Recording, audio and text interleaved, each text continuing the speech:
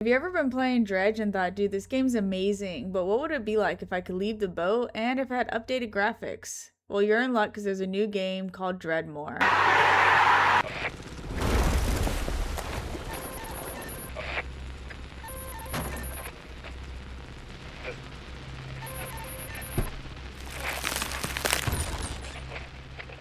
If someone had told me a couple years ago that I'd be a huge fan of fishing games, I would have called them a liar. However, with games like Dredge and now Dreadmoor, we get fishing games with this new eerie kind of vibe to them.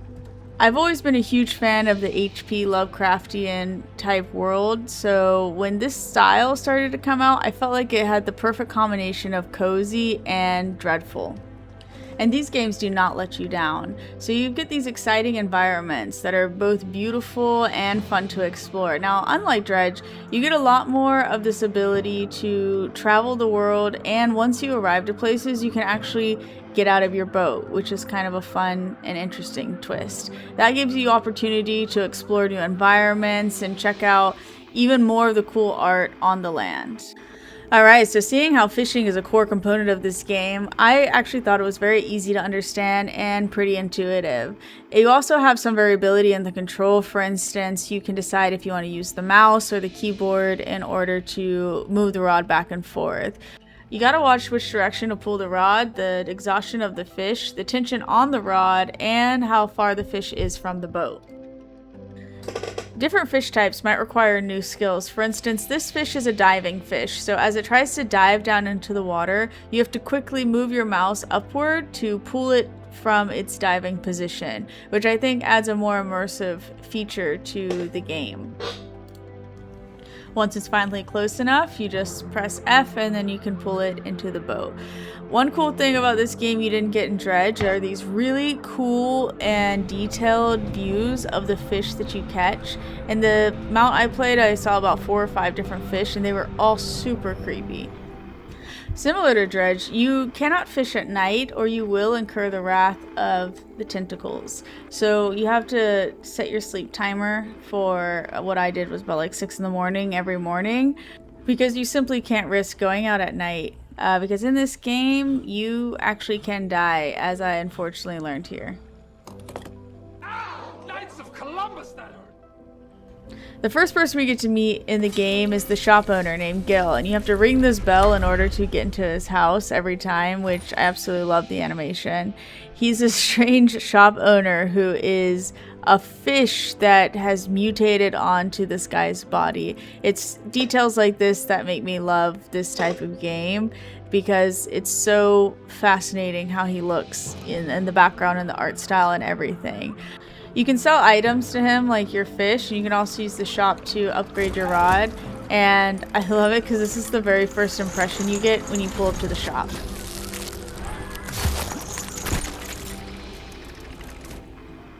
Okay, so you're a fishing man now. You're out here on the water, you're catching all these fish, so what do you do with them? Well, each fish has its own materials that it produces, and you can obtain those materials by putting them into the fish grinder. You just wait a couple seconds and then you can collect all of the resources from the fish that you caught. Different resources will be required to create different things throughout the game, and so you'll be visiting the fish grinder a lot to get those materials. One of the main things you're going to use these materials for is fishing lures. You're also going to need to use torn pages that you find around the world, and you can apply them and unlock the different type of fishing lure, which will then allow you to catch new types of fish. In order to find these torn pages, you travel around the world and you'll find them in different spots as you explore. You can also obtain them from our creepy shop owner guy after doing quests. Outside of the materials that you get from the fish, you can also find materials scattered around the world as well, which I really like this part of the game that encourages exploration. I feel like that was one thing that Dredge didn't have, is that yes, you would find basic things at different islands, but you weren't able to explore and gather things in the same way. You can find them in crates floating in the water, walking around and going to different docks that you find. And then you'll use the items that you found, like the fishing material and random things you find, to create the fishing lure. So you'll get the recipe after you unlock it, then you can create new lures and you can finally catch new fish, which you'll see when you go to the fishing spot. It will show you which type of lure it's required. You'll also be able to upgrade your rod as well. So it creates a lot of really cool opportunity in the game to advance and make things better and better and get a different experience. One interesting feature that you have to be aware of is you have to refuel your boat in this game. So do not forget about refueling your fuel tank because you will find yourself stranded in the water. There was one point in the game when I had completely forgotten about this aspect, and I got so lucky because I got to the dock right as I ran out of fuel, and I was close enough to the dock that I was able to dock using the X button. And if I got stranded, I have no idea what I would have done. So another thing I love about this game is all of the little mini games that are included inside of it, which really help break up the fishing aspect of the game. So you're not just fishing the whole time. It's a lot more immersive because of the puzzles and the things you have to solve throughout the game, which also adds this air of mystery and intrigue as you're going around trying to figure out how to solve each of these puzzles and opening up new parts of the world.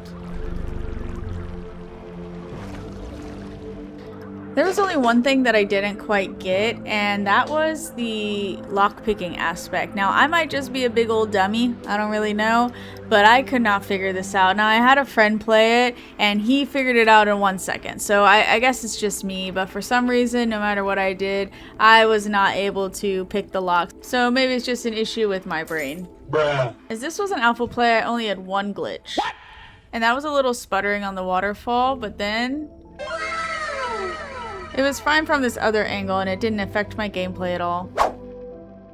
So final thoughts, this is a super cool project and it should be coming out later in 2026. I definitely already have it on my wish list and I think you should add it. I hear there's even more to the game. There's more of a horror factor that comes in later. But I love the art style, I love what they've done with it. It's beautiful and fun and I highly recommend this game, guys. Check it out. And I appreciate you guys for watching. See you in the next one.